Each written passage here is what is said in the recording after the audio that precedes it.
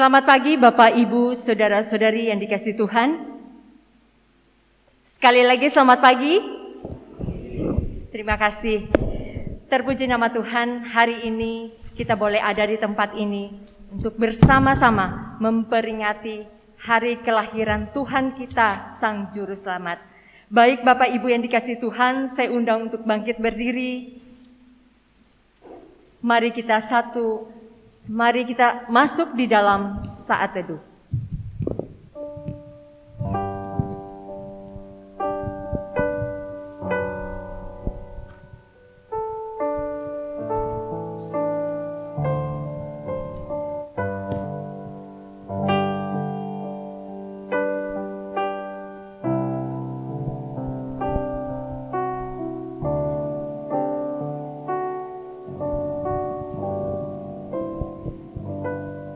Natal telah tiba. Malaikat mengabarkan kepada para gembala bahwa Yesus sudah dilahirkan di kota Daud. Hari ini telah lahir bagimu juru selamat, yaitu Kristus, Tuhan di kota Daud. Kemuliaan bagi Allah di tempat maha tinggi, dan damai sejahtera di bumi di antara manusia berkenan kepadanya. Bersama-sama kita menyanyikan pujian dari KPPK nomor 88, Dunia Gemar dan Soraklah.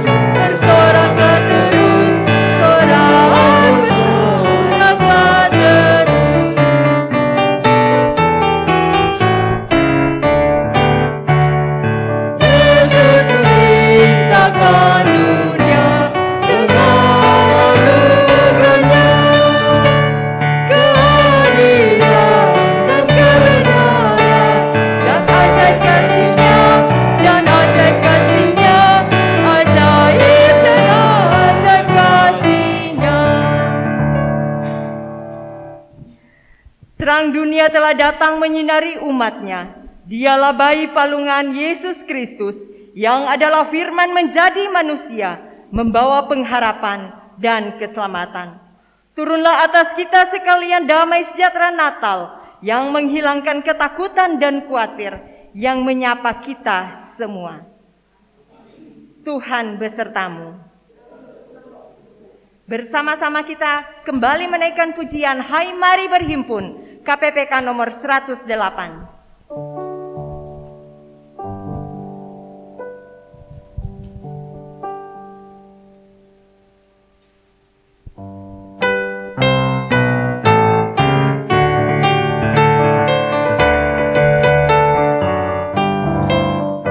Hai mari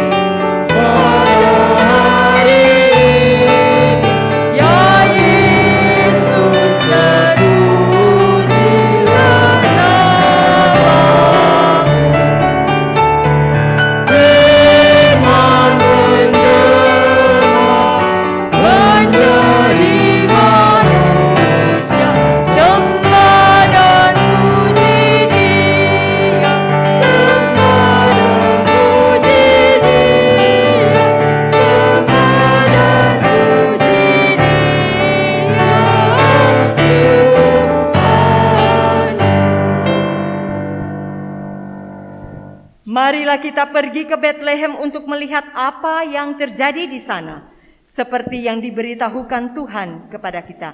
Jemaat disilakan duduk. Pembacaan Alkitab kita terambil di dalam Yesaya 9 ayat 1 sampai dengan 6. Demikian firman Tuhan. Tetapi tidak selamanya akan ada kesuraman untuk negeri yang terimpit itu. Kalau dahulu Tuhan merendahkan tanah Zebulon dan tanah Naftali, maka di kemudian hari Ia akan memuliakan jalan ke laut, daerah seberang sungai Yordan, wilayah bangsa-bangsa lain. Bangsa yang berjalan di dalam kegelapan telah melihat terang yang besar. Mereka yang diam di negeri kekelaman, atasnya terang telah bersinar. Engkau telah menimbulkan banyak sorak-sorak dan sukacita yang besar. Mereka telah bersukacita di hadapanmu, seperti sukacita di waktu panen, seperti orang bersorak-sorak di waktu membagi-bagi jarahan. Sebab kuk yang menekannya dan gandar yang di atas bahunya, serta tongkat si penindas, telah kau patahkan seperti pada hari kekalahan Midian. Sebab setiap sepatu tentara yang berderap-derap dan setiap jubah yang berlumuran darah akan menjadi umpan api.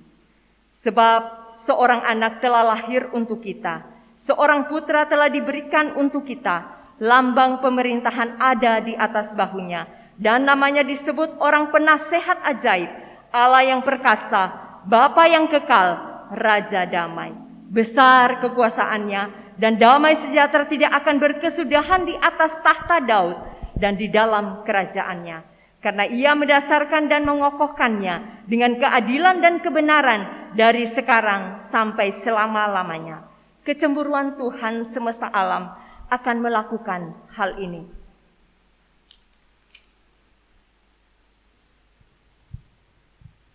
Mari bersama-sama kita berdoa.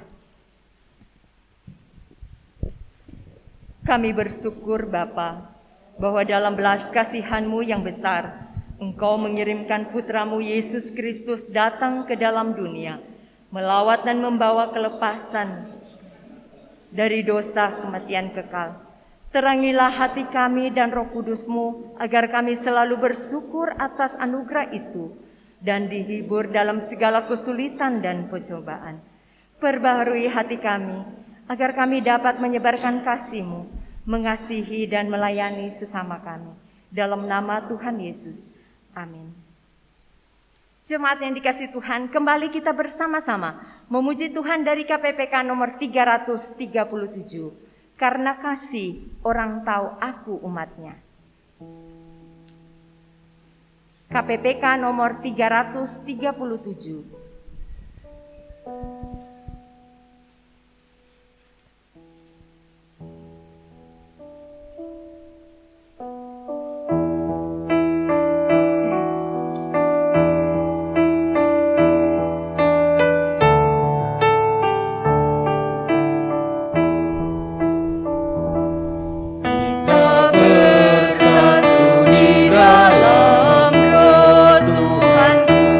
Kita bersatu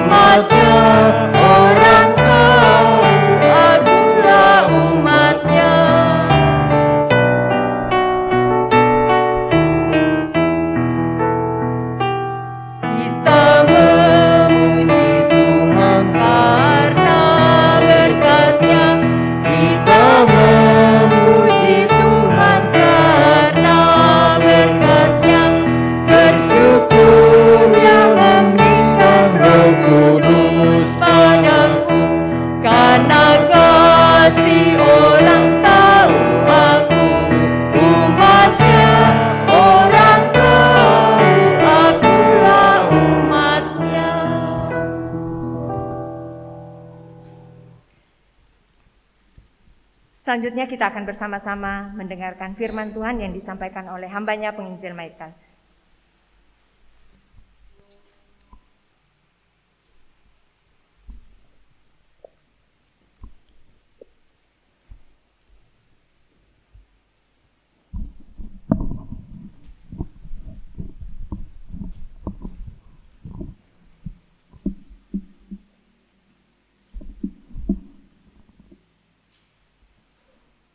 Mari kita berdoa.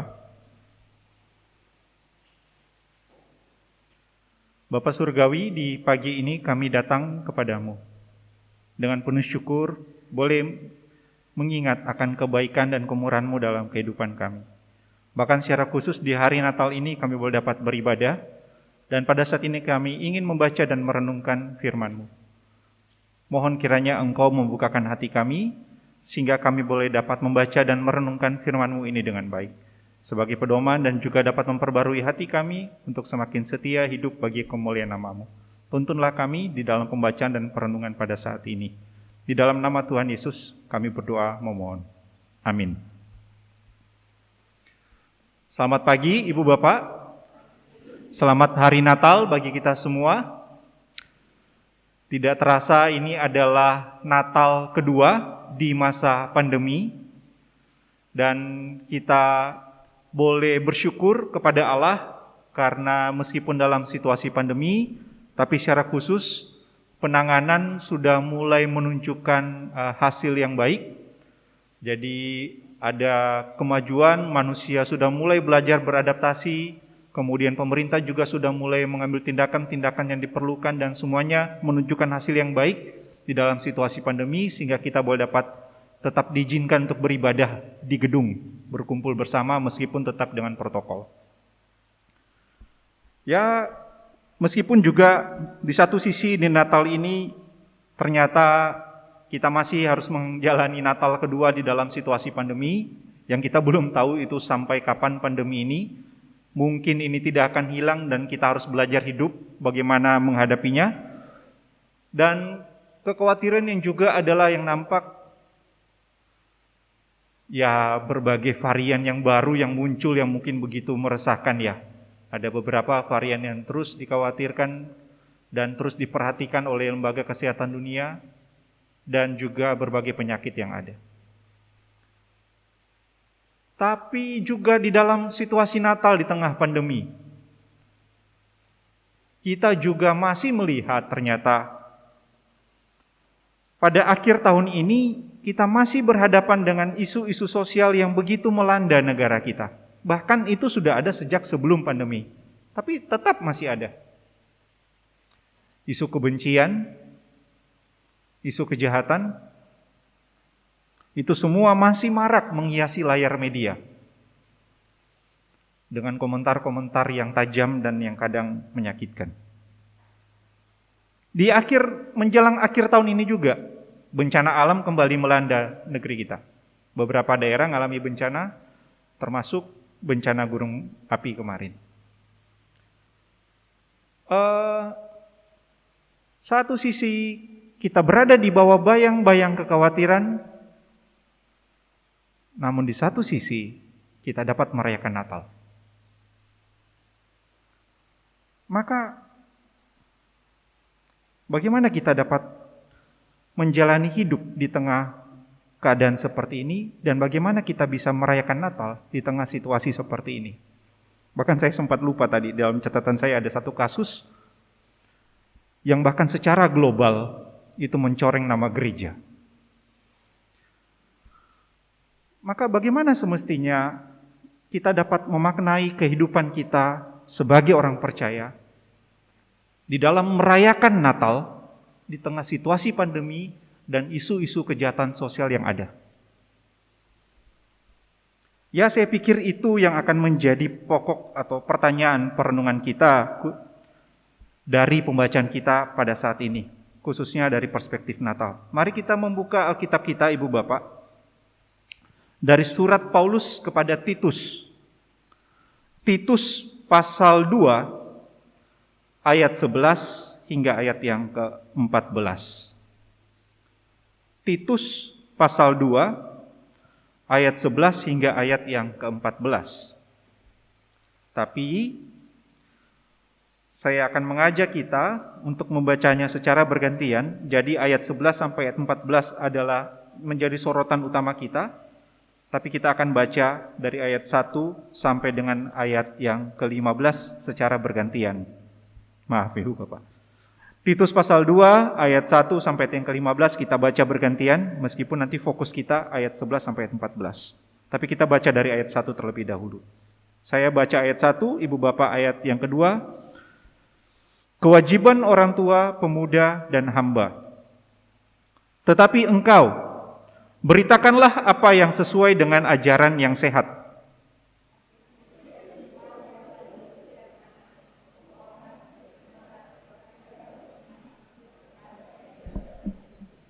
Demikian juga perempuan-perempuan yang tua, hendaklah mereka hidup sebagai orang-orang beribadah. Jangan memfitnah, jangan menjadi hamba anggur, tetapi cakap mengajarkan hal-hal yang baik.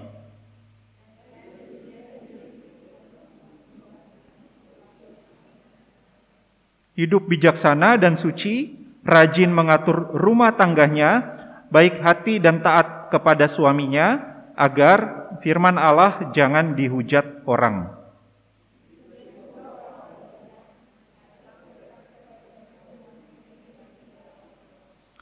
Dan jadikanlah dirimu sendiri suatu teladan dalam berbuat baik. Hendaklah engkau jujur dan bersungguh-sungguh dalam pengajaranmu.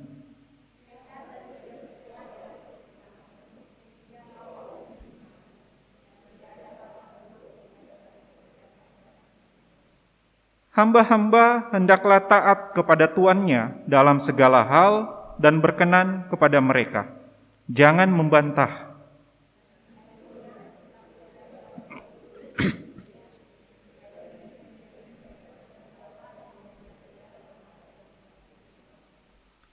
Karena kasih karunia Allah yang menyelamatkan semua manusia sudah nyata.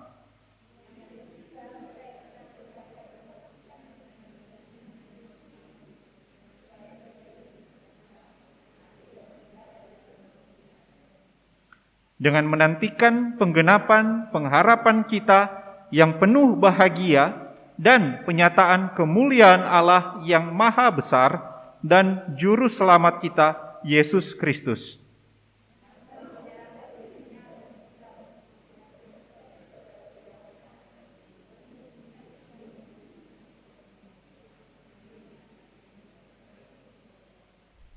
Beritakanlah semuanya itu, nasihatilah dan yakinkanlah orang dengan segala kewibawaanmu.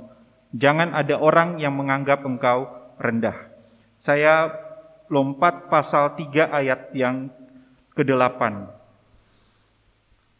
Perkataan ini benar dan aku mau supaya engkau dengan yakin menguatkannya, agar mereka yang sudah percaya kepada Allah sungguh-sungguh berusaha melakukan pekerjaan yang baik.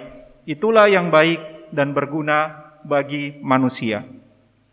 Ibu Bapak, sebagaimana di warta, tema pada perenungan kita di pagi ini adalah kelahiran Kristus.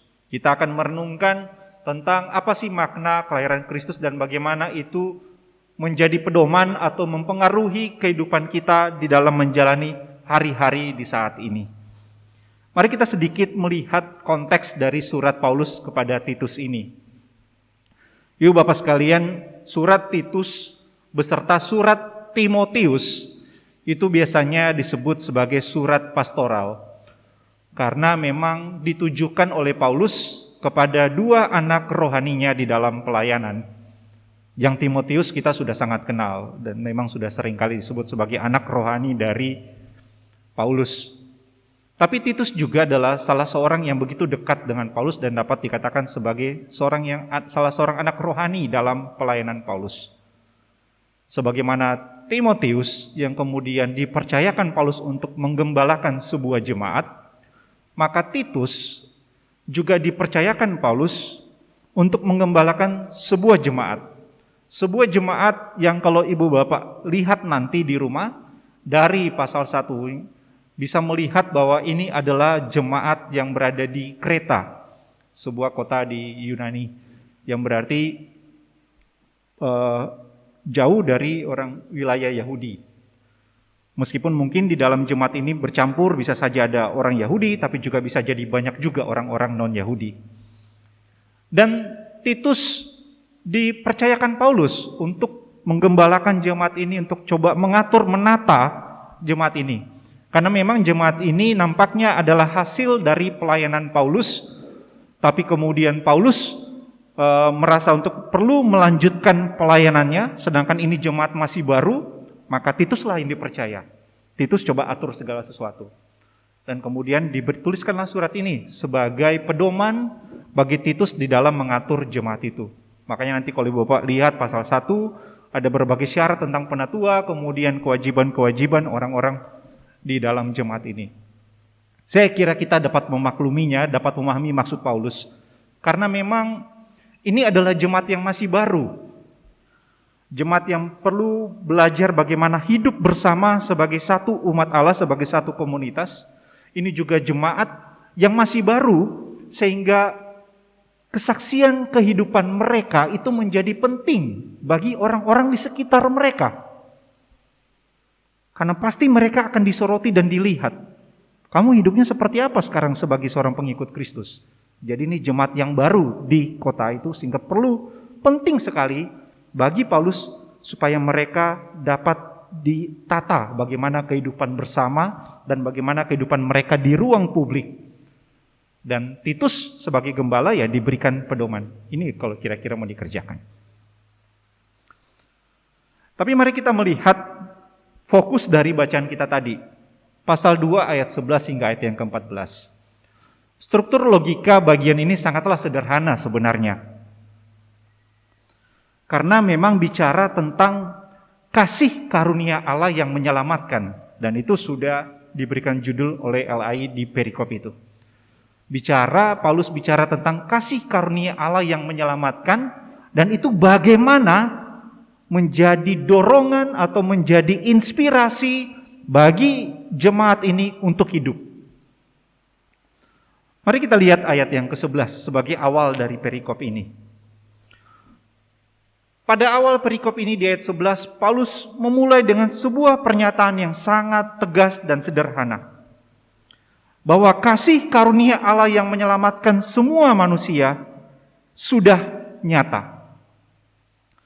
Paulus ngajak Titus sebagai penerima surat, termasuk kita yang membacanya sekarang, untuk fokus kepada hal yang spesifik. Apa yang spesifik itu? Kasih karunia Allah yang menyelamatkan.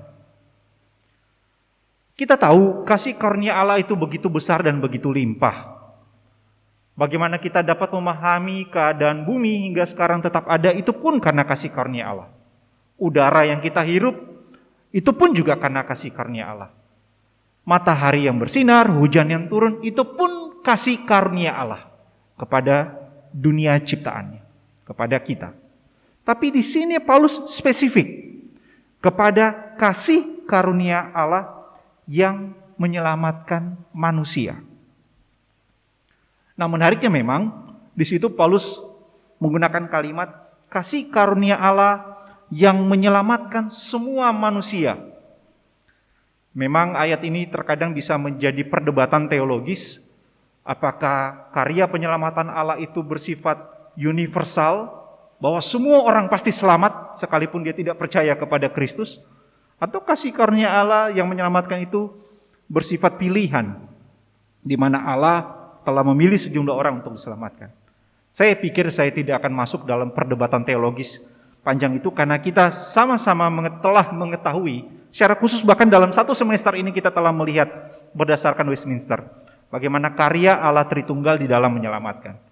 Jauh sebelum dunia dijadikan Bapa memilih, kemudian Yesus Kristus menebus orang yang dipilih Bapa, dan Roh Kudus yang menerapkan karya penebusan Kristus kepada orang-orang pilihan. Yang mengindikasikan kalau ada orang pilihan, berarti ada orang yang tidak dipilih. Tapi lalu apa maksudnya ketika Paulus berkata semua manusia, kasih karunia Allah yang menyelamatkan semua manusia?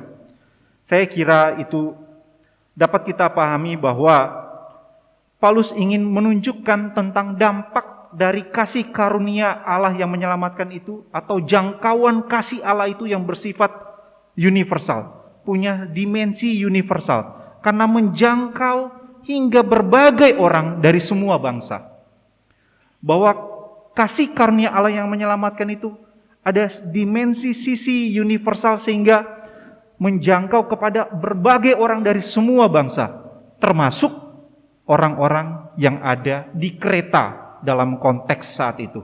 Jadi bukan cuma khusus kepada orang-orang Yahudi saja, tapi kasih karunia Allah yang menyelamatkan itu menjangkau hingga kepada orang-orang yang non-Yahudi, dan bahkan bukan cuma menjangkau pada saat itu, tapi juga hingga sekarang. Sehingga kita sekarang pun yang berada di tempat yang jauh, itu boleh melihat akan kasih karunia Allah yang menyelamatkan itu. Yang jadi penekanan saya justru adalah ini.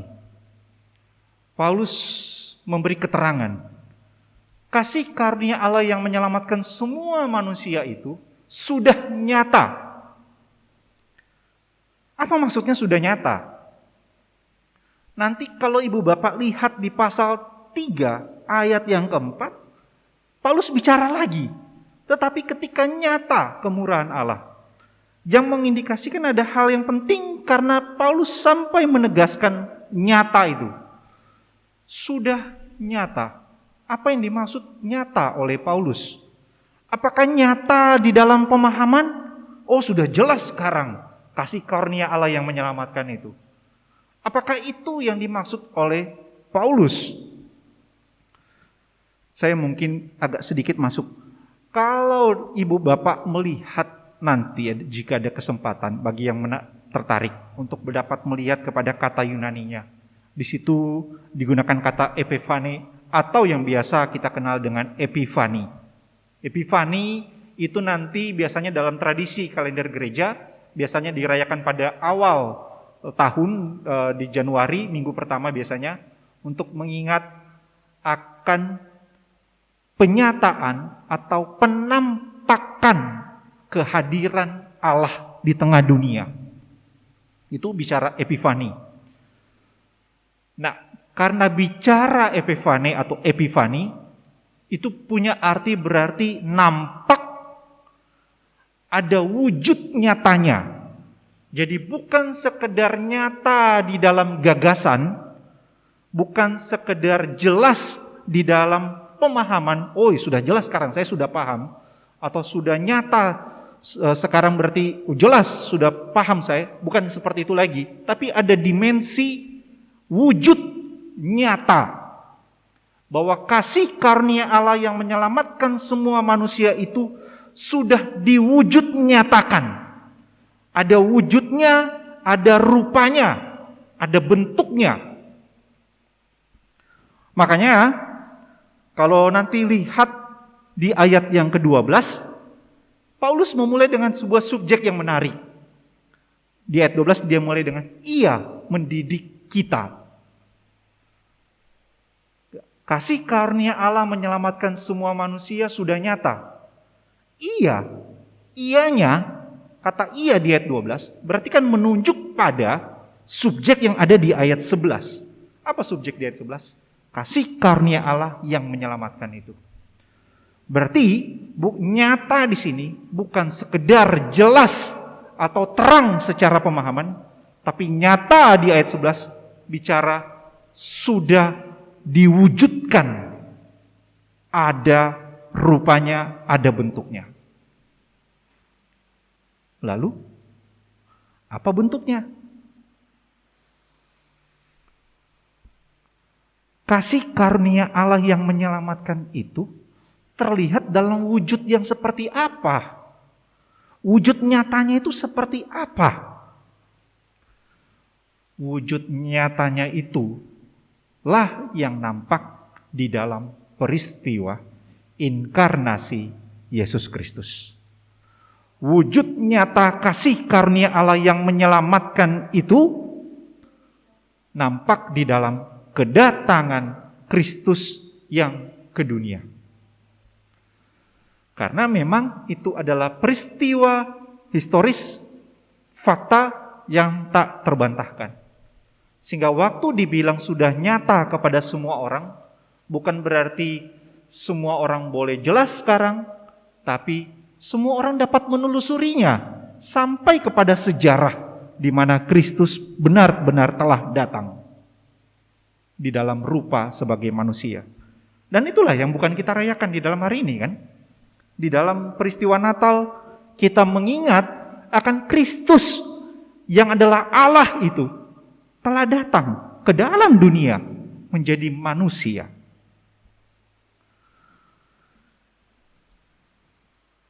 Ibu bapak sekalian, lalu kalau begitu, saya lompat lagi, saya punya ayat pendukung lagi. Mengapa saya berani berkata bahwa kasih karunia Allah yang menyelamatkan itu adalah wujudnya Yesus Kristus? Karena di ayat 14, Paulus kasih penekanan lagi. Yang telah menyerahkan dirinya, yaitu Kristus Yesus Juru Selamat kita, Dia telah menyerahkan dirinya bagi kita untuk membebaskan dan menguduskan. Jadi satu perikop ini, ketika bicara kasih karunia Allah yang menyelamatkan, itu berarti bicara tentang Kristus Yesus yang telah mewujud nyatakan kasih karunia Allah itu. Dia telah datang ke dalam dunia dan kemudian datang menyerahkan dirinya untuk membebaskan kita dan menguduskan kita. Menarik memang, saya pikir kita akan punya konsep yang dalam dan luas tentang kedatangan Kristus ke dalam dunia, karena waktu Dia datang ke dalam dunia sebagai manusia di dalam kerapuhannya, sebagai seorang bayi yang rapuh, yang butuh perhatian dan dukungan dari orang tua yang merawat dia. Sebagai seorang bayi, sebagai seorang anak yang didik dan dibesarkan oleh orang-orang tuanya. Tapi juga dia nanti kita akan lihat sebagai pribadi yang juga berkarya. Itu gambaran dinamika yang menarik di dalam pribadi Kristus. Tapi poin utama saya adalah kasih karunia Allah yang menyelamatkan itu sudah nyata, sudah diwujudkan di dalam Kristus yang telah datang untuk menyerahkan dirinya supaya kita bebas dan supaya kita dikuduskan. Lalu, apa kaitannya kasih karunia Allah yang telah nyata itu dengan kehidupan umat?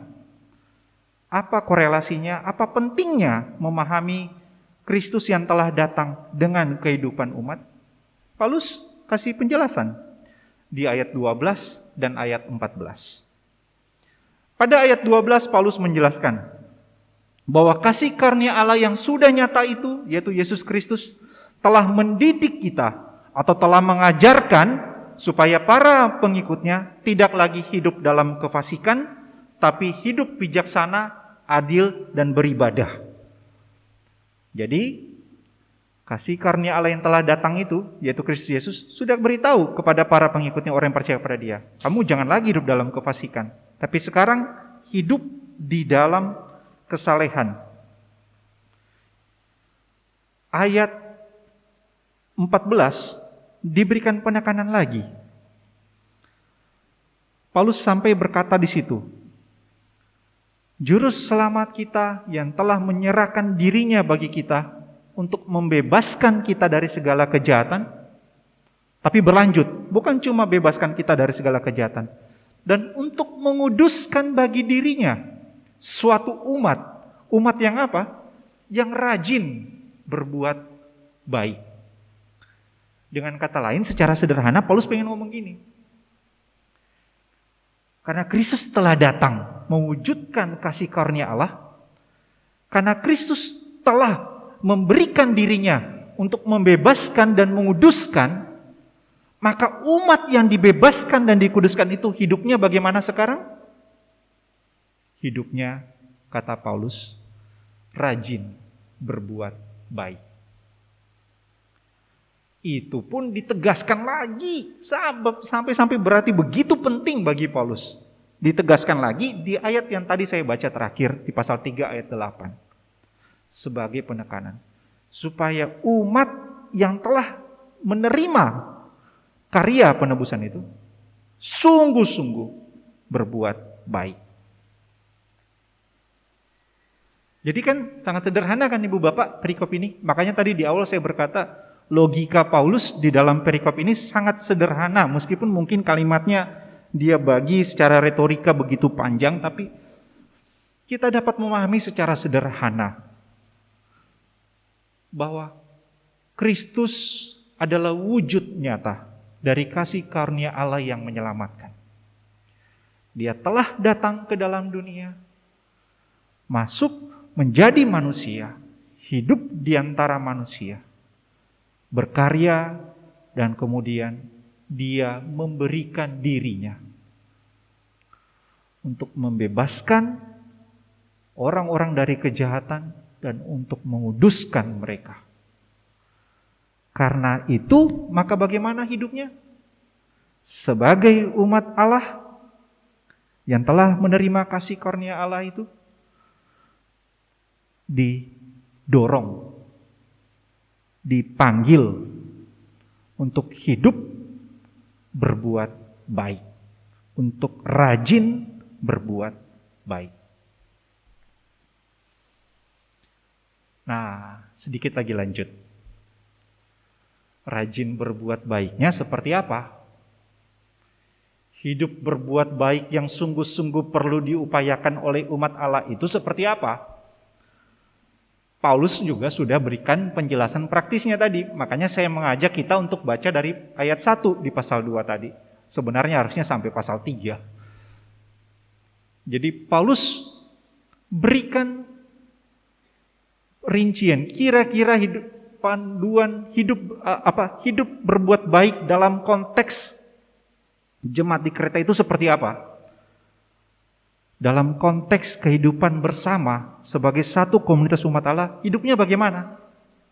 Yaitu tadi, Paulus bilang, para orang tua hendaklah hidup sederhana, terhormat, sehat dalam iman, dalam kasih, dalam ketekunan, dan cakap mengajarkan hal-hal yang baik. Jadi para orang tua di dalam komunitas umat Allah ini, mereka diharapkan menjadi orang yang sehat dalam iman, sehat dalam kasih dan dalam ketekunan, dan cakap mengajarkan hal yang baik kepada generasi-generasi muda yang ada dalam komunitas itu. Lalu para orang muda gimana? Paulus nasihatin, hendaklah kalian hidup menguasai diri dalam segala hal. Bicara penguasaan diri kan berarti bicara pengendalian diri, tidak lepas kontrol, tidak seperti orang yang kehilangan arah membabi buta di dalam segala sesuatu. Tapi bicara bisa mengendalikan diri. Supaya bisa hidup dengan baik sebagai anak-anak muda. Ya namanya juga anak muda lah ya. Dorongan itu kadang luapan untuk bisa eksis, untuk bisa ini. Ya ada, tapi juga perlu dikendalikan supaya tidak lepas arah. Diarahkan sesuai dengan kehendak Allah. Maka belajar hidup bagaimana bisa menguasai diri dalam segala hal. Kalau ditanya mudahkah? Pasti bergumul. Tapi itu proses dan kita perlu bertekun. Lalu setelah itu bagaimana lagi? Dapat mengontrol diri dan menjadi teladan dalam berbuat baik. Sehingga yang jadi teladan bukan cuma yang tua, tapi juga para pelayan, termasuk juga orang muda. Lalu dalam pekerjaan bagaimana? Dalam konteks situasi pekerjaan tuan dan hamba, Paulus kasih ingat kepada para hamba. Saya bingung sebenarnya kepada Paulus. Kenapa dia tidak sebut tuan di sini? Dalam surat yang lain kalau tuan begini, hamba yang begini. Di surat ini cuma hamba. Nah mungkin kita dapat mengingat konteksnya adalah ini jemaat baru yang kemungkinan besar mayoritas jemaatnya adalah para hamba. Maka para hamba bagaimana? Ya kalau bekerja taat sama Tuhan, jangan bantah, jangan curang, tapi punya etos kerja bagaimana berlaku tulus dan setia untuk memuliakan Allah. Itu pasal 2. Pasal 3, Paulus kemudian coba arahkan hidup berbuat baik di ruang publik dalam kehidupan bermasyarakat itu seperti apa? Paulus ingatkan di pasal 3 ayat 1 dan 2. Supaya umat Allah itu hidup tunduk sama pemerintah dan orang-orang yang berkuasa. Serta taat dan siap untuk melakukan setiap pekerjaan yang baik. Berarti kan umat ini bukan cuma diharapkan untuk hidup berbuat baik dalam kehidupan bersama sebagai satu komunitas, tapi juga dalam kehidupan mereka di ruang publik sebagai satu komunitas bisa menunjukkan teladan yang baik di dalam kepatuhan kepada pemerintah. Termasuk juga untuk bisa hidup ramah dan bersikap lemah lembut kepada semua orang. Bukan hidup memfitnah dan suka bertengkar. Saya kira ini sangat relevan di dalam konteks kita juga sampai saat ini. Bagaimana dalam kehidupan kita bersama, dalam satu komunitas, ada begitu banyak lapisan generasi demi generasi. Sehingga mereka yang telah usiawan, yang senior juga dapat memberikan teladan, cakap mengajar, memberikan hal yang baik. Yang junior atau yang muda belajar untuk bisa hidup menjadi teladan, menguasai diri dalam saling bersinergi satu komunitas sehingga dapat hidup berbuat baik dengan baik di dalam komunitas ini. Tapi juga sebagai satu komunitas bisa hidup berbuat baik di tengah-tengah kehidupan bersama. Ketika mungkin di luar sana orang-orang bisa eksis dengan komentar-komentar yang tajam di dalam dunia digital, tapi bagaimana komunitas ini juga bisa hidup berbuat baik sehingga tidak menjadi orang-orang yang suka memfitnah, suka bertengkar, tapi bisa hidup berbuat baik di dalam kehidupan di ruang publik. Mengapa? Karena kasih karunia Allah yang menyelamatkan itu sudah nyata. Dia yang telah datang ke dalam dunia memberikan dirinya supaya kita dibebaskan dan supaya kita dikuduskan untuk rajin berbuat baik. Sedikit refleksi Ibu Bapak. Sebagaimana di awal tadi saya sempat katakan. Pandemi di masa kehidupan kita pada saat ini itu sudah menyatakan beberapa aspek kepada kita. Pertama, kerapuhan diri manusia secara global. Bahwa manusia begitu rapuh, begitu fana, begitu sementara. Ketika tadinya menganggap dirinya sebagai orang yang pribadi-pribadi yang punya kuasa yang besar, tapi dalam situasi pandemi disadarkan akan kerapuhannya yang fana dan terbatas melalui penderitaan. Kedua, pandemi juga telah menyatakan kepada kita akan kesenjangan sosial yang begitu besar antara manusia yang satu dengan yang lainnya. Ya, kesenjangan sosial ini ada sebelum pandemi, tapi dalam situasi pandemi itu ditunjukkan secara gamblang bahwa memang ada kesenjangan yang terjadi di dalam kehidupan bersama secara global. Bahkan di negara ini. Termasuk itu akhirnya membuat kita dapat melihat ada kelompok-kelompok orang yang sangat terdampak dan sangat menderita. Yaitu mereka yang kecil dan mereka yang terpinggirkan.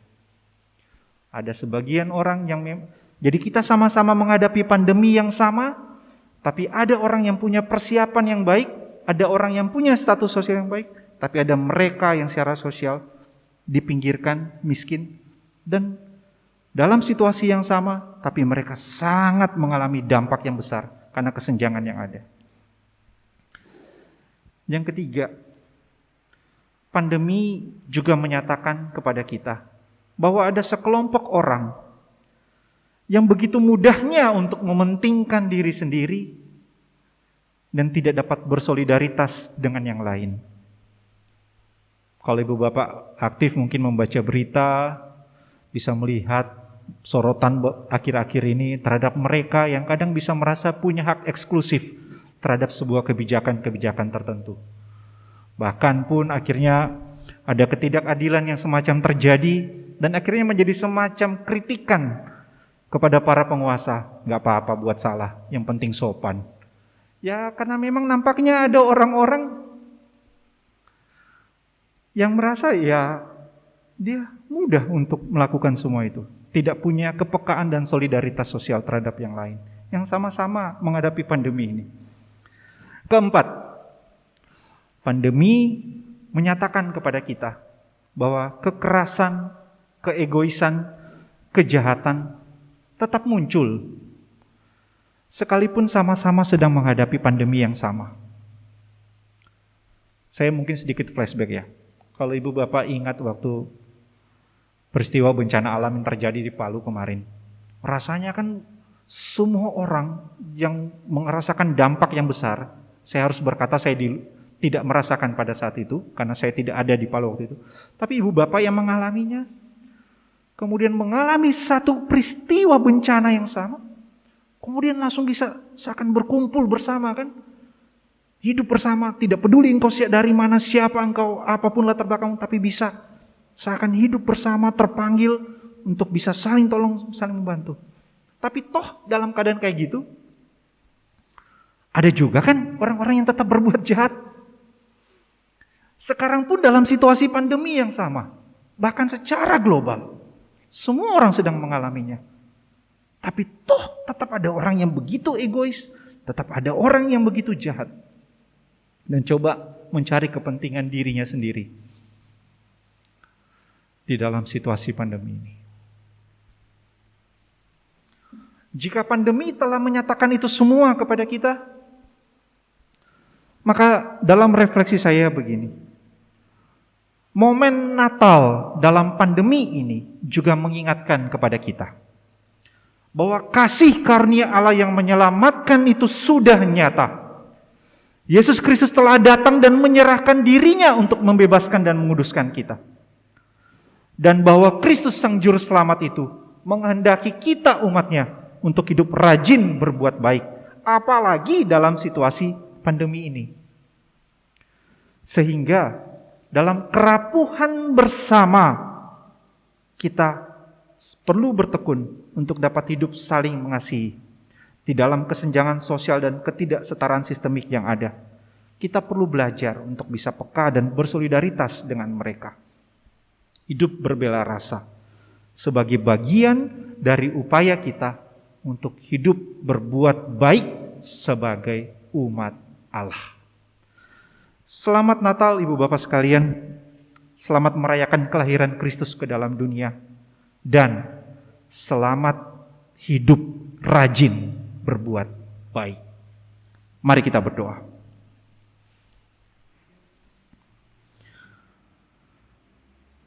Bapa di surga, kami berterima kasih untuk kesempatan yang begitu baik di mana kami boleh membaca dan merenungkan firman. Dan kami berterima kasih di momen Natal di tengah-tengah situasi pandemi ini.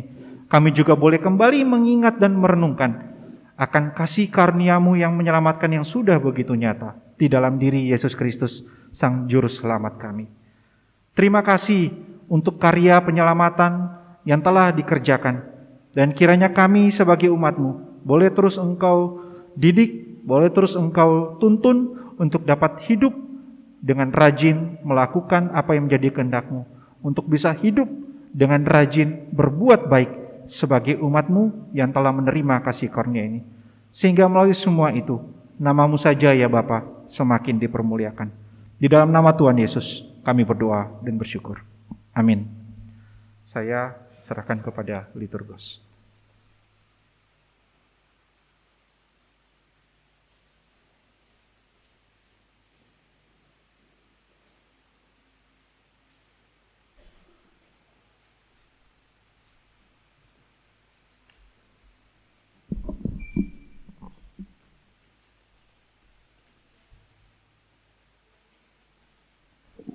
Demikianlah firman Tuhan yang bersama-sama sudah kita dengarkan. Kiranya Roh Kudus memampukan kita untuk melakukannya di dalam setiap kehidupan kita hari lepas hari. Bapak, Ibu, Saudara sekalian, kembali kita akan memuji Tuhan dari KPPK nomor 112, O Malam Kudus.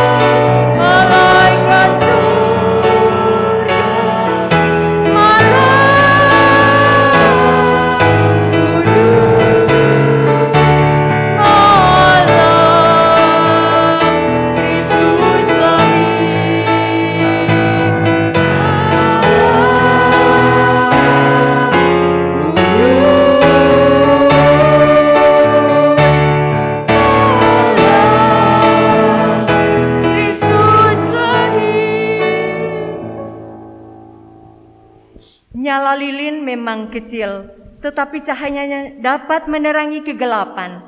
Lilin-lilin ini adalah lambang tekad dan harapan untuk memancarkan terang kasih Tuhan bagi sesama orang, bagi semua orang.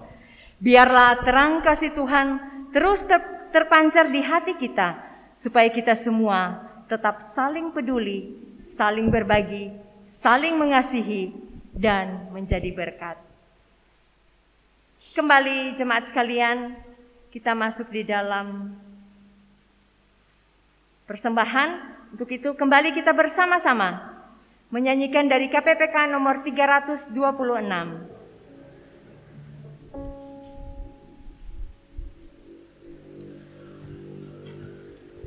Jadikan aku saluran berkat, biarlah di dalam menjalani kehidupan kita sehari-hari, diri kita, hidup kita boleh menjadi berkat bagi orang-orang di sekitar kita.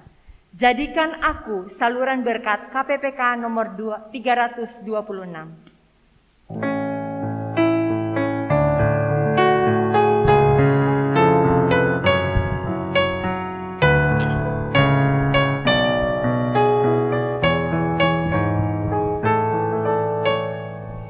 Dalam dunia yang penuh liku, banyak yang dulu kesal, bawalah tempat kami itu yang susah dihiburkan. Jadikan aku saluran berkat dan pemancar kasih Kristus. Dengar doaku dan jadikanku saluran berkat bagi umatnya. Kitakan tentang kasih Tuhan, tentang pengampunannya. Bawalah mereka kepadanya dengan saksi hidupmu.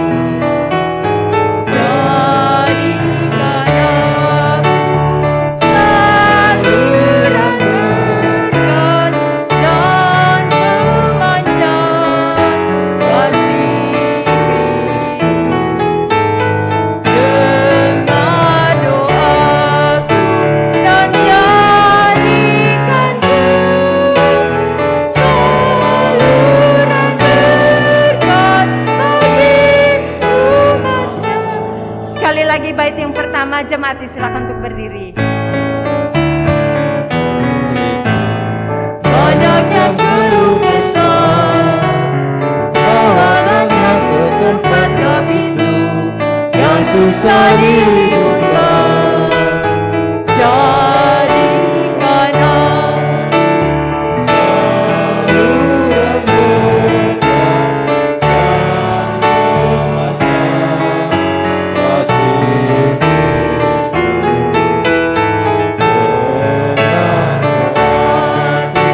Dan jadikanku saluran berkat bagi umatnya. Mari kita satu di dalam doa. Terima kasih Tuhan, Engkau mengirimkan putramu Yesus Kristus lahir ke dunia, mati di kayu salib bagi dosa-dosa kami, dan bangkit pada hari yang ketiga. Pada Natal ini dan setiap Natal kami dapat merayakan karunia hidup kekal melalui Yesus Kristus. Terima kasih Engkau memberikan damai sukacita, pengharapan di tengah dunia yang penuh kekhawatiran. Kami menyerahkan persembahan ini dan seluruh hidup kami kepadamu. Di dalam nama Tuhan kami Yesus Kristus. Amin. Jemaat silakan duduk. Warta jemaat diingatkan besok tanggal 26 kita ada ibadah minggu di sini. Kepada yang bertugas yaitu pengkhotbah Saudara Frankie, liturgos Bapak Ang Cimbun, singer Saudari Natasha dan Saudari Gladys. Penerima tamu adalah keluarga Bapak Markus, pemain musik, penginjil Michael. Demikian warta jemaat. Kita masuk dalam doksologi dan doa berkat. Disilakan pada penginjil Michael.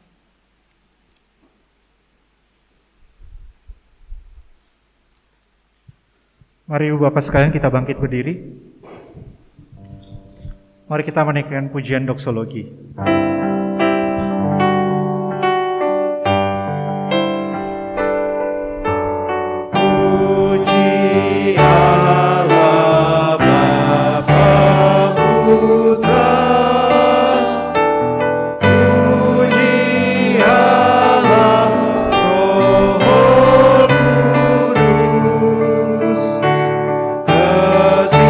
Ketiganya yang esa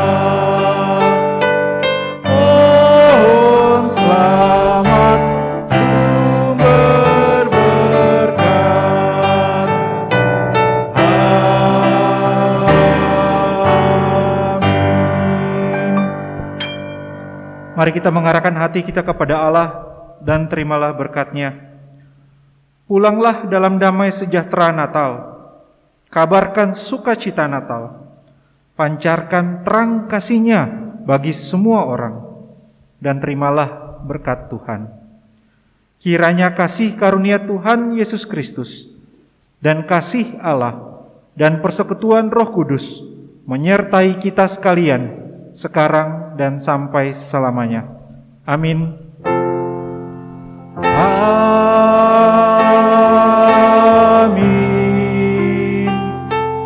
Amin. Amin.